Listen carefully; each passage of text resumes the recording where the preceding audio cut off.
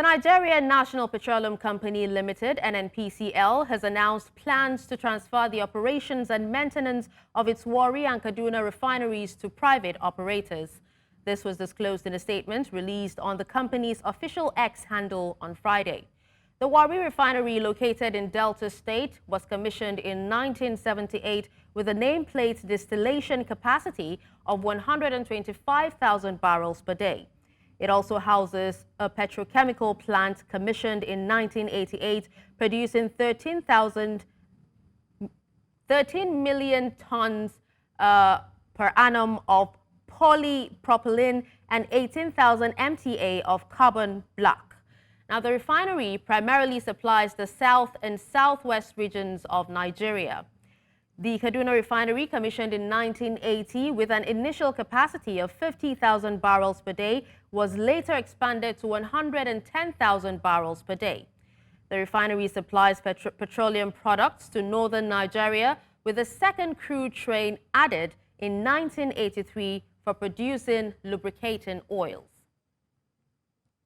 To discuss this, we're joined by an oil and gas expert, Adeola Yusuf. Hello, Adeola. Thank you for joining us this evening. Thank you so much for having me. Good evening. All right, so tell us, Adeola, what are your thoughts on the NNPCL's plan to transfer the operations and maintenance of its Warri and Kaduna refineries to private operators?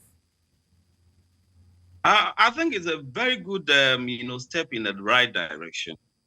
Mind you, with antecedent of that refinery, and with the need for Nigerians to be, energy independent. Remember that a few days ago, there has been fuel queues all over the country, a country that is one of the top producers of the commodities in the world. It's so clear that it is important. Government has no business in business, and with the back and forth on those refineries, it has shown that this is a very good step in a very, very good direction. There has been clamor.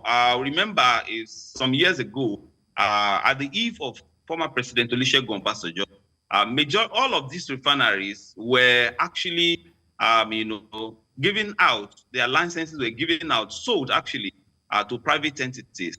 But when former President, the late President Umaru Yar'Adua came on board, some Nigerians came to meet him and told him that it's not a rocket science to run a refinery. So, and in his wisdom then, he revoked the licenses from those that were supposed to, be private managers of those commodities. The guess is as good as mine from that time to now, whether those refineries are working, optimally or not.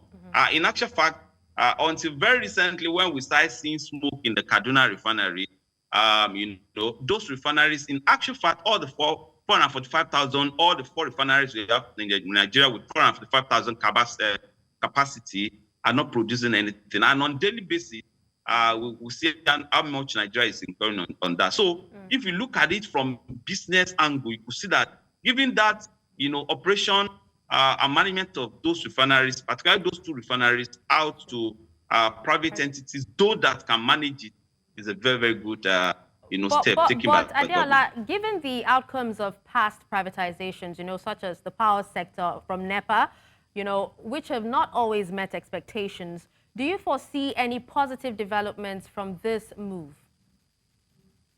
Okay, I think it's very much. I foresee positive development if the government, does two things that are very, very key after this decision.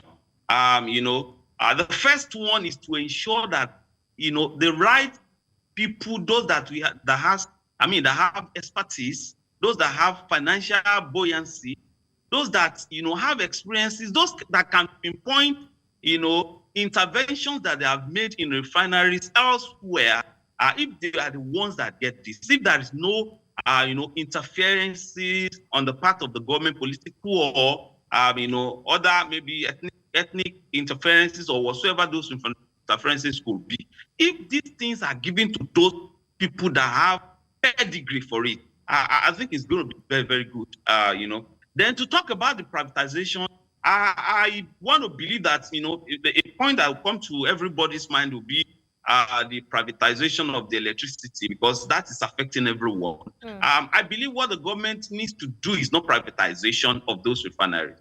What the government needs to do, which it has done, is the deregulation of the midstream subsector. You remember that, unlike the power holding company aspect of the privatization, where government assets were sold, to investors without allowing the investors to partake in that, market by setting up their own separate facility. This one, we have a lot of licenses that are already even running. Remember, there is Dangote Refinery. Remember, there is Walter Smith Refinery. Those ones are already working. Even though the Dangote Refinery will start, the refining of PMS, which is petrol, you will know that, AGO, which is diesel, has been, ongoing. Refining of diesel has been ongoing in that refinery. So it is not only these ones that will work. It is not only Kaduna Refinery and the Warri Refinery that will work after those assets has been, given out for private entities to manage and to operate. Other refineries are there also as competitors. So I think the ground has been, set properly, because that midstream subsector has been deregulated. There are private, operators there. And if this action is taken, like I said earlier, without interference, political interference, without any interference that will jeopardize the intention, what they will just come up to do will be to compete with others that are already, in the business, like the Dangote, the Walter Smith, and a lot of other, modular refineries. Okay. All right. Well, thank you so much, Adeola, for your time and also for speaking to us on this. Thank you so much for having me. My pleasure.